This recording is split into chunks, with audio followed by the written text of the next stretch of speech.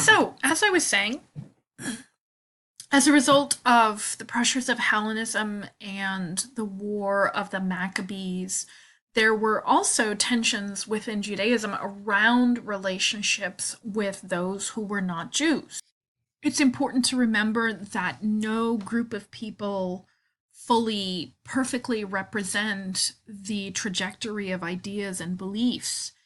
And so within Judaism, there were tensions about how one was to work with different cultural constraints.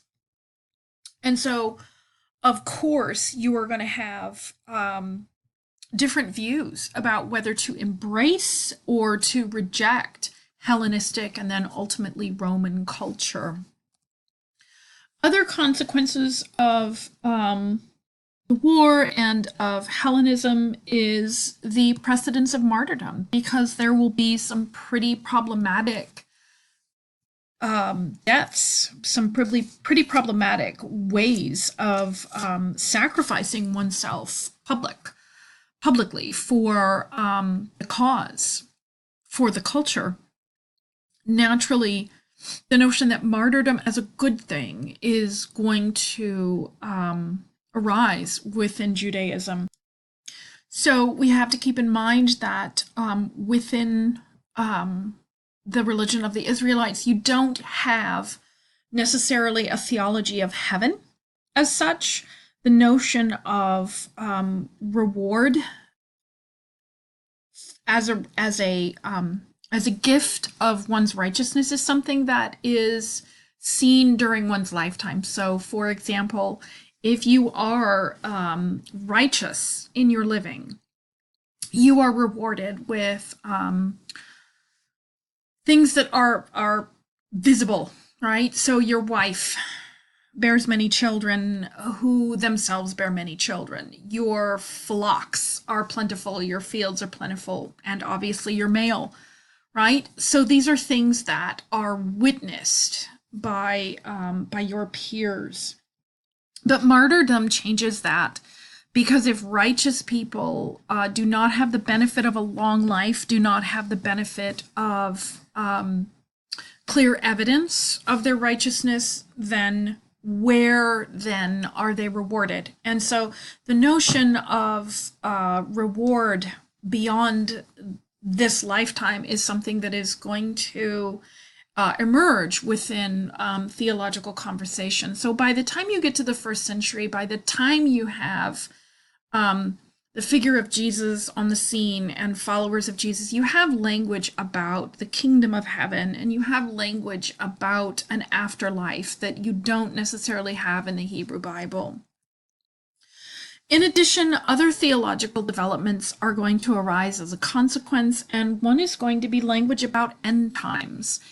And eschatology, a fancy fun word that you can use to impress your friends and family. Eschatology, meaning end times, is certainly language that becomes part of the vernacular. And end times doesn't necessarily mean the destruction of the world as much as it means the transformation or end of what is a particularly difficult moment in history. So we don't want to think about eschatology as just people thinking that the world is going to end in, some nuclear bomb kind of explosion or fiery destruction.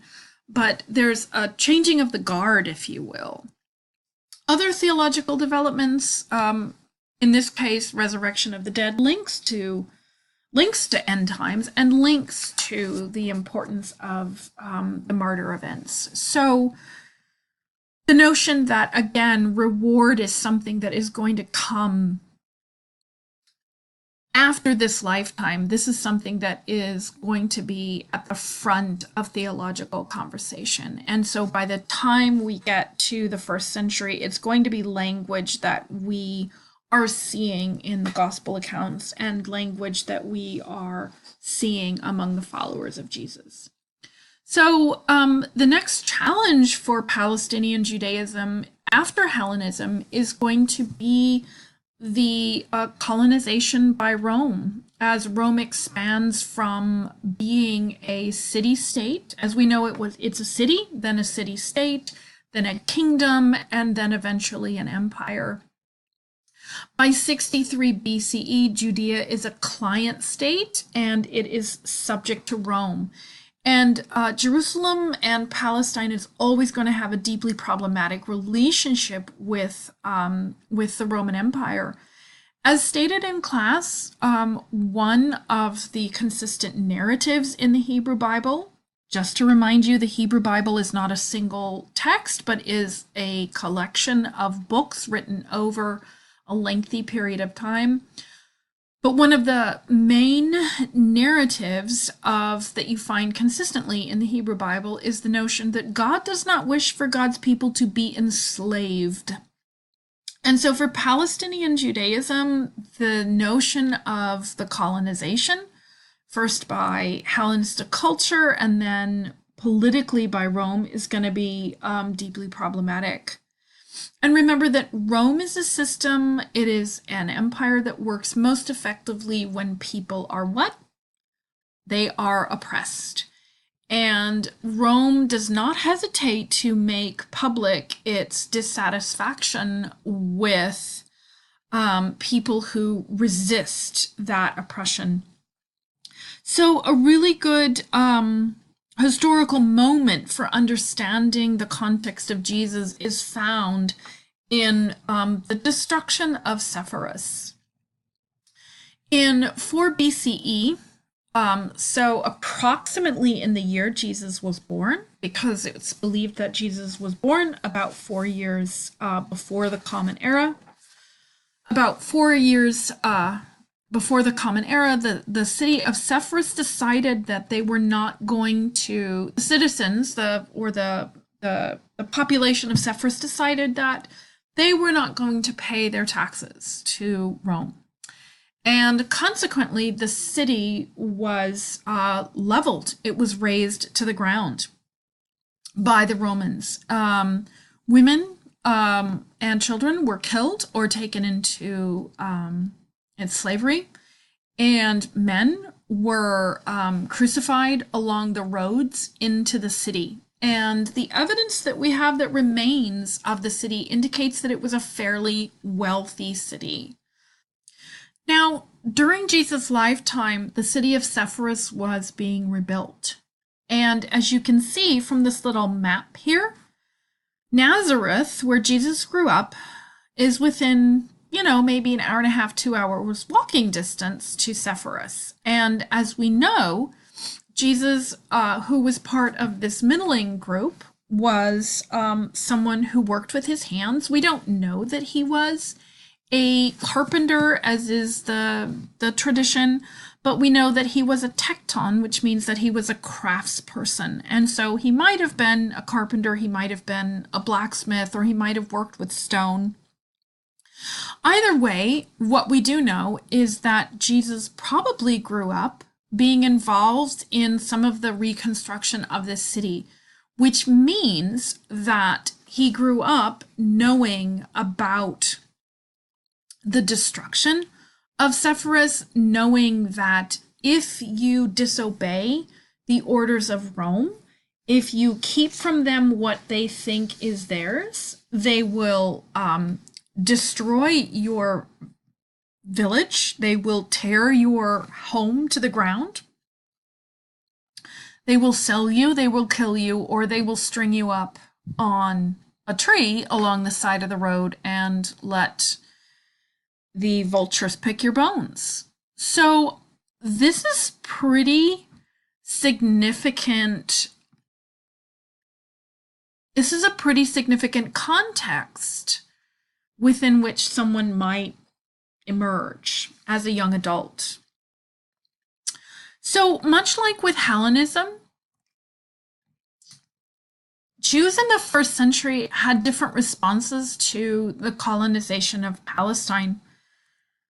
There were those who really resisted in violent ways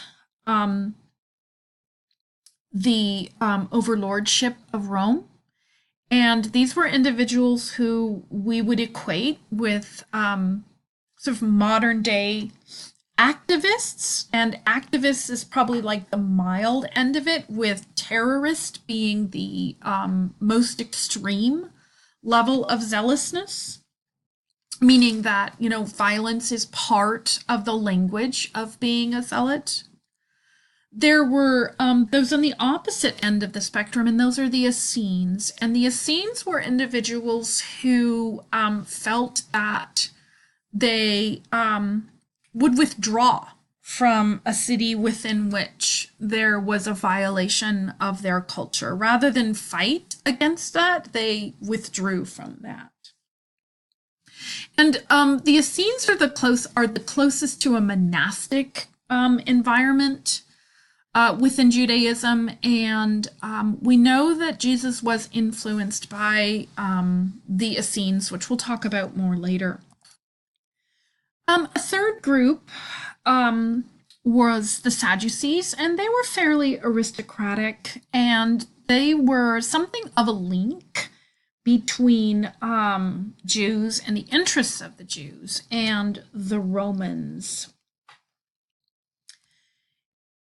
And finally, the Pharisees are perhaps the most well-known, and the Pharisees were those intellectuals, if you will, who were looking to work with the complications of living a Jewish life or an Israelite life with all of the codes and the values of that within a Roman context.